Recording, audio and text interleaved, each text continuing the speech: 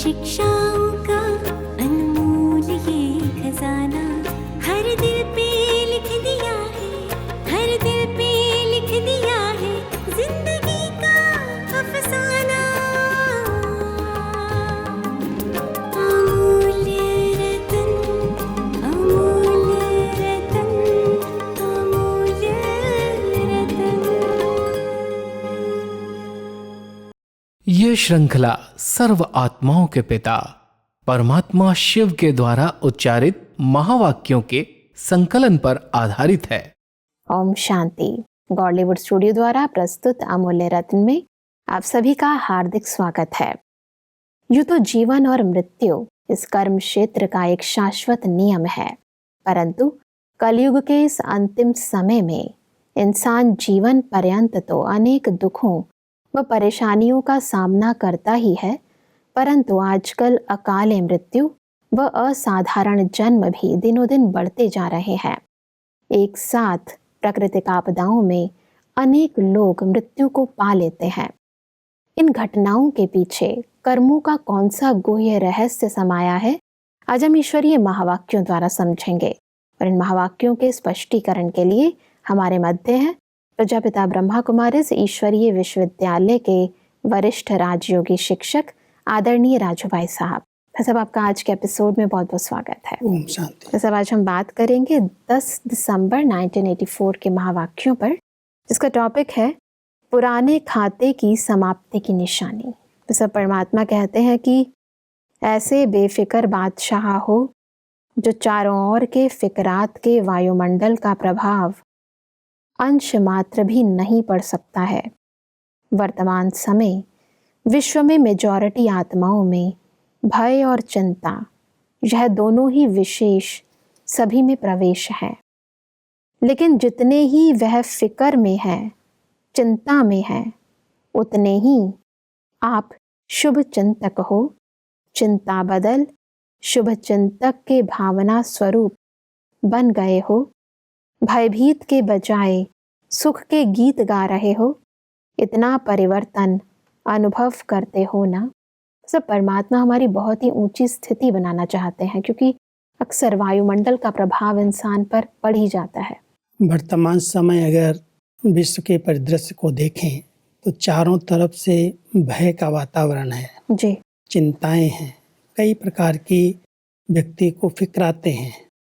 परमात्मा अपने बच्चों को बहुत ऊंचा टाइटल देते हैं, बहुत ऊंचा सम्मान देते हैं। आप बेफिक्र बादशाह बच्चे हो, क्योंकि परमात्मा आपके साथ हैं। और ऐसी जो दुनिया की विकट परिस्थितियां हैं, जब साथी स्वयं भगवान है, सर्वशक्तिमान है, उसके साथ आपका टूट संबंध है, तो कैसी भी परिस्थितियों को आप सहज पार कर सकते हो। तो परमात्मा कहते हैं कि आप अनेक आत्माओं की फिक्रातों को दूर करने वाले हो। आप फिक्रातों में, चिंताओं में आने वाले नहीं। इसलिए भय और चिंता के वायुमंडल के बीच में रहते हुए भी आपके ऊपर उसका प्रभाव नहीं पड़ सकता, क्योंकि आप इस स्मृति स्वरूप में रहते हो कि मेरा साथी कौन है और कैसे हम इन परिस्थितियों को पार करके दूसरों को भी पार ले जाने वाले हैं। जी, परमात्मा हमसे कहते हैं कि सदा शुभ चिंतक बन, शुभ भावना, शुभ कामना की मानसिक सेवा से भी सभी को सुख शांति की अंजलि देने वाले होना। अकाल मृत्यु वाली आत्माओं को अकाल मूरत बन शांति और शक्ति का सहयोग देने वाले होना, क्योंकि वर्तमान समय सीजन ही अकाल मृत्यु की है। जैसे वायु का समुद्र का तूफान अचानक लगता है, ऐसे यह अकाल मृत्यु का भी तूफान अचानक और तेजी से एक साथ अनेकों को ले जाता है। तो सब थोड़ा स्पष्ट करें कि वर्तमान परिदृश्य में इन सब घटनाओं के पीछे क्या गुह्य राज है। परमात्मा ऐसी घटनाएं जो घट रही हैं, उसमें अपने बच्चों को सेवा की भिन्न भिन्न युक्तियां बताते हैं। पहली युक्ति बता रहे हैं कि जब चारों तरफ चिंता का वातावरण है, तो आप बच्चे ऐसे शुभ चिंतक बनो। चिंतन आपका इतना श्रेष्ठ और शुभ हो, जो सबके प्रति बहुत शुभ भावनाएं, सबका कल्याण हो, सबका भला हो। तो आपकी भावनाएं आपकी शुभ चिंतक वृत्ति उनकी चिंताओं को दूर कर लेगी। परमात्मा कहते हैं जब चारों तरफ अकाले मृत्यु का एक भय व्याप्त है और अचानक अनेक आत्माएं शरीर छोड़ रही हैं, ऐसे समय में आप बच्चों को अकाल तख्त नशीन स्थिति में रहने का अभ्यास करना है जी। ताकि उसके प्रभाव में आप नहीं आए। ये कर्मों का एक ऐसा हिसाब किताब है जो आत्माओं ने पिछले जन्मों में गलत कर्म पाप कर्म किए हैं, देह विमान के कारण किसी न किसी रूप से परमात्मा अवज्ञाएं की हैं, तो परमात्मा कहते हैं ऐसी आत्माएं अपना हिसाब किताब चुकतू करेंगी। जल्दी जल्दी मौत और जल्दी जल्दी जन्म होना ही सजाएं चुकतू करने का एक अच्छा साधन है। जब आत्मा शरीर छोड़ती उस समय का कष्ट और जब वो जन्म लेती है तो उस समय का कष्ट, उसमें कई जन्मों के पाप खत्म होते हैं। तो परमात्मा कहते हैं कर्मों के गलत कर्मों का परिणाम है जिसके कारण आत्माएं अकाले मृत्यु को प्राप्त कर रही हैं, और अकाले मृत्यु के बाद कई आत्माओं को तो जल्दी जन्म भी नहीं मिलता, बिना शरीर लिए हुए भटकती हैं वो जी। तो वो भी एक भोगना है। और अगर जन्म लेती भी हैं तो जल्दी जल्दी शरीर छोड़ा, जल्दी से लिया, तो गर्भ जेल की जो सजाएं मिलती हैं वो भी उनके पाप कर्मों की सजाएं मिल रही हैं।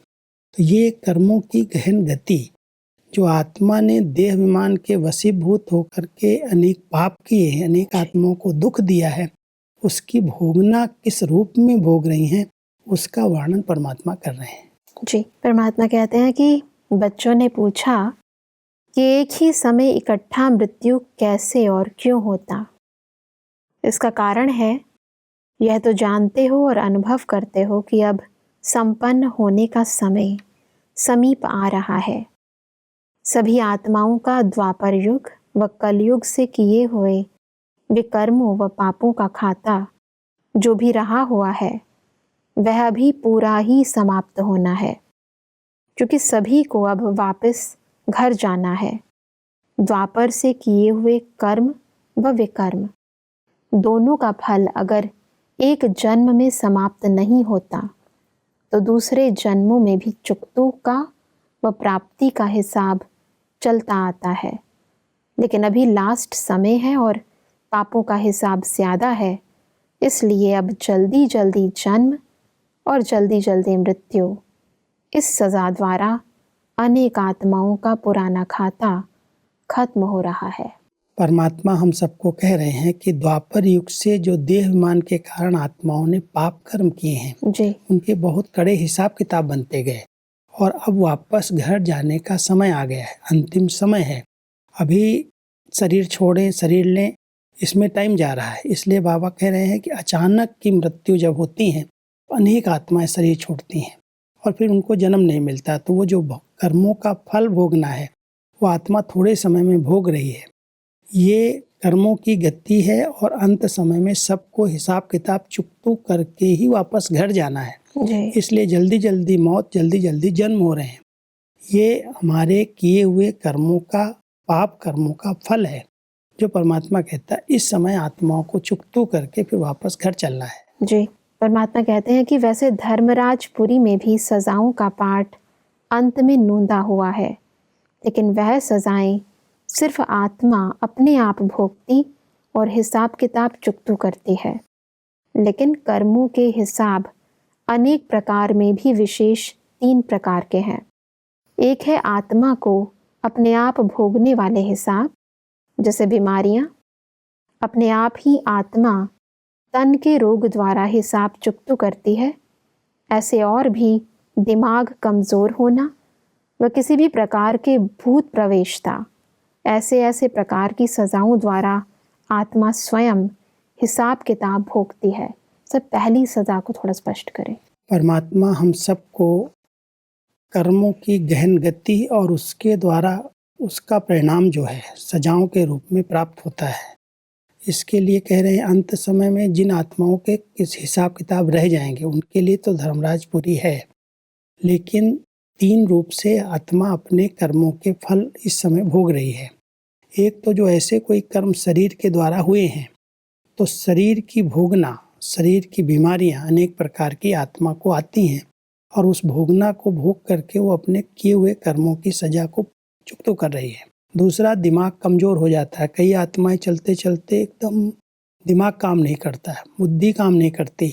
तो परमात्मा कह रहे हैं एक भोगना ये भी है, कोई आत्मा की प्रवेशता हो गई, ऐसे लगता है कोई की छाया का प्रभाव पड़ गया, अपनी बुद्धि उसकी काम नहीं कर रही है। तो एक तरफ शरीर की भोगना, दूसरी तरफ बुद्धि एकदम डल हो गई, बुद्धि काम नहीं कर रही है, तीसरी तरफ आत्माओं का अटैक हो रहा है, वार ऐसे लग रहा है कोई छाया का प्रभाव पड़ गया।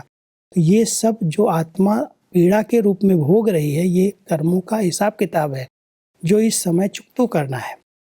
किस विधि से चुकतू कर रहे हैं वो हर एक का अलग अलग है, क्योंकि जैसे कर्म किए हैं वैसा ही उनको सजा के रूप में परिणाम मिल रहा है। जी, परमात्मा कहते हैं कि दूसरा हिसाब है संबंध संपर्क द्वारा दुख की प्राप्ति, और तीसरा है प्राकृतिक आपदाओं द्वारा हिसाब किताब चुकतू होना। तीनों प्रकार के आधार से हिसाब किताब चुकतू हो रहे हैं। तो धर्मराजपुरी में संबंध और संपर्क द्वारा हिसाब और प्राकृतिक आपदाओं द्वारा हिसाब किताब चुकतू नहीं होगा, वह यहाँ साकार सृष्टि में होगा। क्योंकि साकार सृष्टि में और आत्मा शरीर के साथ गलत कर्म करती आ रही है, शरीर के साथ रह कर के उसे पाप कर्म हुए हैं। तो एक भोगना परमात्मा ने बताया कि या तो शरीर बीमार हो गया या मन कमजोर हो गया, बुद्धि दिमाग काम नहीं करता। दूसरा, संबंध संपर्क में इतने टकराव हो रहे हैं, इतने बंधन हैं, इतना एक दूसरे को लोग तंग कर रहे हैं, परेशान कर रहे हैं, वो भी एक हिसाब किताब चुकतू करने की विधि है। और तीसरा, अचानक प्राकृतिक आपदाएं आ जाती, कभी मन और चित्त नहीं है, बाढ़ आ गई उसमें बह गए लोग, भूकंप आ गया उसमें अंदर दब गए, कितनी पीड़ा भोगनी पड़ती। तो ये सब साधन भिन्न भिन्न किए हुए कर्मों का परिणाम। आत्मा ने जिस प्रकार के कर्म किए वैसी उसको सजाएं मिल रही हैं। तो ये अंत समय का सीन परमात्मा हम सबको बता रहे हैं। जब आत्मा को वापस घर चलना है तो धर्मराजपुरी में जाने के पहले जो उसने शरीर से कर्म ऐसे किए हैं उसकी भोगना उसको किसी न किसी रूप में भोगनी पड़ेगी। फिर आत्मा स्वच्छ बन करके, पावन बन करके अपने घर वापस जाएगी।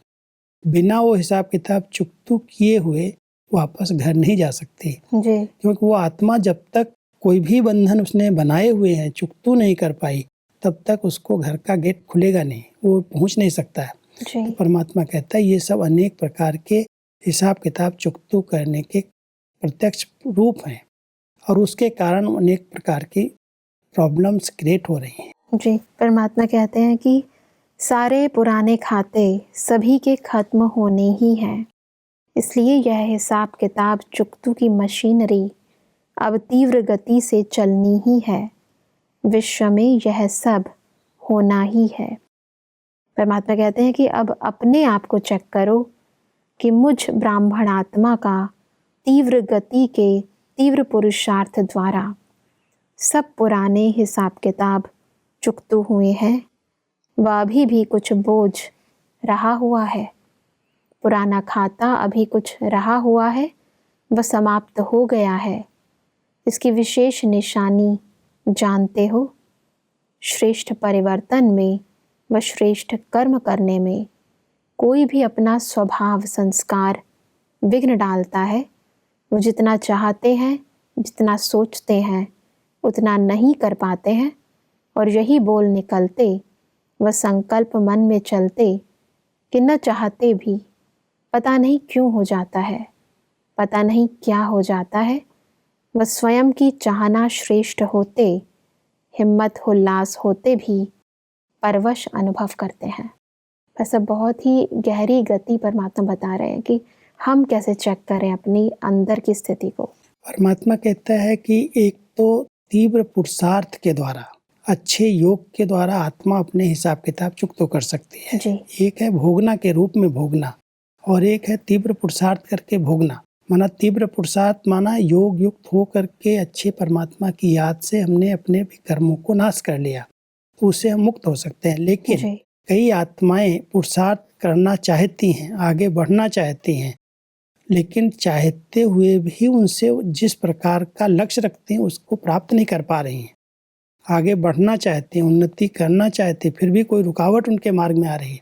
तो परमात्मा कहता है ये भी कोई भोगना है, कोई कर्मों का पिछला हिसाब किताब है, उसको रियलाइज करो। क्यों नहीं जा रहे हैं, क्यों नहीं आगे बढ़ पा रहे हैं। हम चाहते हैं हम ये करें और फिर भी हम नहीं कर पा रहे हैं। माना हम अपनी उन्नति करना चाहते हैं, हमारा लक्ष्य ऊंचा है, लेकिन उस लक्ष्य के प्रमाण हम कर नहीं पा रहे हैं, तो ये भी कोई पिछले जन्मों की रुकावट, विघ्न डाल रही है। जी। तो उसको चेक करें और उसको चेक करके उसमें घबराना नहीं है। उसको पार करने की विधियां परमात्मा ने सुनाई है। कैसे अपने संकल्पों में दृढ़ता लाओ, हिम्मत करो, परमात्मा की मदद ले लो। तो ऐसी जो परिस्थितियां, प्रॉब्लम आती हैं, तो ये नहीं कहो क्या करूं, हो रहा है, लेकिन उसमें साथ लेकर के उसको पार कर सकते हैं। जी, परमात्मा कहते हैं कि अपने आप को चेक करो, किसी भी प्रकार का बोझ उड़ती कला के अनुभव से नीचे तो नहीं ले आता। हिसाब चुकतू अर्थात हर प्राप्ति के अनुभवों में उड़ती कला। कब कब प्राप्ति है, कब है तो अब रहा हुआ है। तो इसी विधि से अपने आप को चेक करो। दुखमय दुनिया में तो दुख की घटनाओं के पहाड़ फटने ही हैं। ऐसे समय पर सेफ्टी का साधन है ही बाप की छत्र छाया। तो सब परमात्मा में बहुत ही सुंदर विधि समझा रहे हैं, थोड़ा स्पष्ट करें। परमात्मा हम बच्चों को विधि बता रहे हैं कि अगर आपको उड़ती कला का अनुभव नहीं हो रहा है, कई प्रकार के बोझ आपको नीचे ला रहे हैं, कई कारण ऐसे बन रहे हैं जो आप चाहते भी उस उन्नति को प्राप्त नहीं कर पा रहे हैं, तो उस बोझ को चेक करो। कुछ न कुछ कारण हैं जो बोझ रहे हुए हैं, उड़ती कला में उड़ने नहीं दे रहे हैं। अगर आप फिर से वो स्थिति बनाना चाहते हैं, तो ये स्मृति रहे कि हमारे साथ कौन है। परमात्मा की याद की छत्र छाया के नीचे अगर रहेंगे, तो कोई भी पुराना हिसाब किताब अगर रहा हुआ है तो सहज चुकतू हो जाएगा।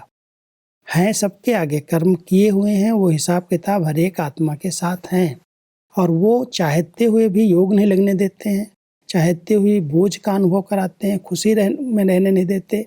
तो परमात्मा कहता कारण तो हैं, क्योंकि दुख का संसार है, चारों तरफ दुख की लहर है, लोगों के ऊपर दुख के पहाड़ गिर रहे हैं, और आप उसमें रह कर के दुख धाम में उस दुख के प्रभाव से न्यारे रहें, उसके लिए आपको परमात्मा की छत्र छाया के नीचे रहना है। तो जितना हम परमात्मा की छत्र छाया के नीचे अपने को अनुभव करते हैं, उनके साथ हमारा बुद्धि का कनेक्शन जुटा हुआ रहता है, उतना हम उन दुख की, उन हिसाब किताब के बोझ के प्रभाव में नहीं आते, उनसे हम न्यारे रहते हैं। सब अक्सर इंसान के साथ यही होता है कि वो अपनी ज़िंदगी के अंदर जो दुख और अशांति उसे स्वाभाविक रीति दिखाई दे रही है, उसको तो वो एक तरीके से समझ लेता है, लेकिन कुछ ऐसी बातें होती हैं कि हमें ज्ञान है इस बात का कि ये नहीं करना चाहिए, हमें पता है कि ऐसा करने से हमें नुकसान होगा, परंतु फिर भी जब इंसान बार बार उन्हीं कामों को संस्कारोंवश कर लेता है तो उसे ज़्यादा दुख होता है। मतलब पता नहीं है तब हो गया, जब मेरा उस पर कंट्रोल नहीं है तब हो गया तो ठीक है, परंतु पता होते हुए भी जब हम कोई गलती करते हैं तो उसका दुख ज़्यादा होता है। दुख भी होता है, उसका कारण भी परमात्मा बता रहे हैं जी, कि वो जो हो रहा है वो पिछले कोई हिसाब किताब है, जिस कारण से वो हिसाब किताब न चाहते भी उसे करवा रहे हैं। तो उसको दुख के रूप में न लेकर के, ये मेरा कोई पिछला हिसाब किताब था जो चुकतू हुआ, अगर हम उस समय परमात्मा की याद में रह करके बहुत धैर्यता के साथ उस आए हुए हिसाब किताब को पार करते हैं, तो दुख की जो फीलिंग है उससे हम बच सकते हैं। नहीं तो और दुख ज़्यादा बढ़ता जाएगा, क्योंकि हम जानते हैं फिर भी मेरे से भूल हो गई, तो पश्चाताप होता है। तो परमात्मा कह रहे हैं कि मान लो ऐसा कुछ हो रहा है, तो ये कोई चुकतू होने की विधि है, जो आपने पिछले जन्मों में किया है उसका परिणाम आपको भी दिखाई दे रहा है कि हम चाहते नहीं हैं, फिर भी कोई ऐसी आदत, कोई ऐसा पिछला संस्कार इमर्ज हो जाता है और फिर से मेरे से गलत करा रहा है जी, और वो कर रहे हैं। तो नेचुरल है, ज्ञानी तो आत्मा को उसका बहुत दुख होगा कि मैं समझदार बन करके भी मेरे से ऐसा हो रहा है। तब परमात्मा कह रहे हैं कि मान लो ऐसा हो रहा है, तो ये स्मृति रखो, ये कोई पिछले कर्मों का पुराना हिसाब किताब चुकतू हो रहा है, मुझे परमात्मा की याद में धैर्यता से इस हिसाब किताब को पूरा करना है। अगर उसमें हलचल में आ गए, डिस्टर्ब हो गए, तो और दुख की पीड़ा का अनुभव होगा। यही बात होती है कि धैर्य ही इंसान नहीं रख पाता और ज़्यादा दुखी होता रहता है। सब परमात्मा आगे टीचर्स बहनों से बात करते हुए कहते हैं कि सेवा में त्याग तपस्या समाई हुई है। सेवाधारी बनना माना खान के अधिकारी बनना। सेवा ऐसी चीज़ है जिससे हर सेकंड में भरपूर ही भरपूर, इतने भरपूर हो जाते जो आधा कल्प खाते ही रहेंगे, मेहनत की ज़रूरत नहीं। ऐसे सेवाधारी, वह भी रूहानी सेवाधारी, रूह की स्थिति में स्थित हो, रूह की सेवा करने वाले, इसको कहते हैं रूहानी सेवाधारी। ऐसे रूहानी सेवाधारियों को परमात्मा सदा रूहानी गुलाब का टाइटल देते हैं। रूहानी गुलाब को थोड़ा स्पष्ट करें।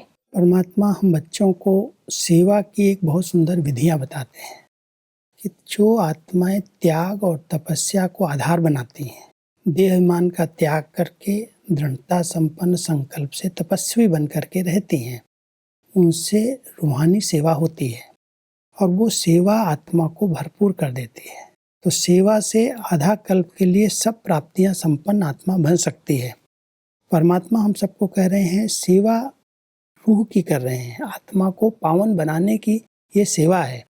लेकिन जितना आप रूहानियत में रहेंगे और रूहे गुलाब सदा सर्व प्राप्तियों से संपन्न, खुशबू देने वाले जी, ऐसे रूहे गुलाब बन करके आत्माओं की जब सेवा करेंगे, आत्माओं को पत्ते से पावन बनाने की सेवा करेंगे, आत्मिक स्थिति में रह कर के सेवा करेंगे, तब उन आत्माओं को सेवा का फल प्राप्त होगा। जी, इसलिए परमात्मा हम सबको कह रहे हैं, विशेष करके जो हमारी नियमित टीचर्स बहनें हैं जो सेवा पर सदा उपस्थित रहती हैं, तो वो सेवा कौन सी सेवा है, सच्ची सेवा क्या है, उसकी परिभाषा परमात्मा बता रहे हैं जी, कि जो सेवा आप कर रहे हो आत्मिक स्थिति में रह करके आत्माओं की सेवा, आत्माओं को हमें पावन बनाना है, आत्माओं की उन्नति के निमित्त हम हैं।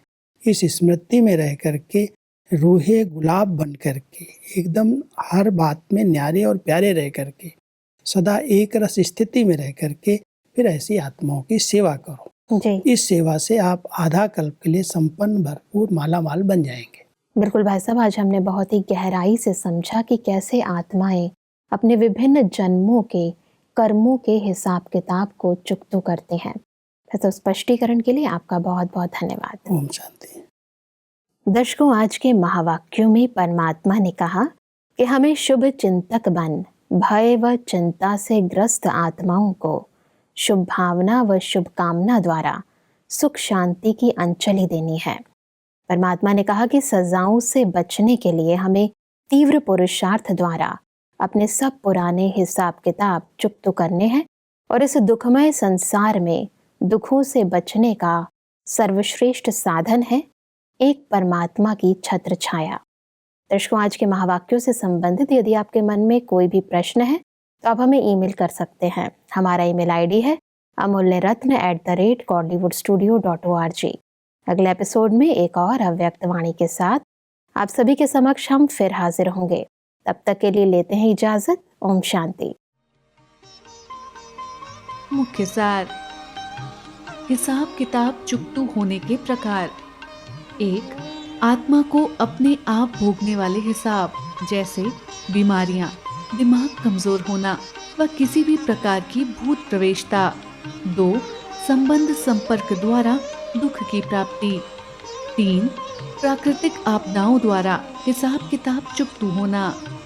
अकाले मृत्यु की सीजन में आप आत्माओं का कर्तव्य अकाल मूरत बन शांति और शक्ति का सहयोग देना, शुभ भावना शुभ कामना की मानसिक सेवा करना।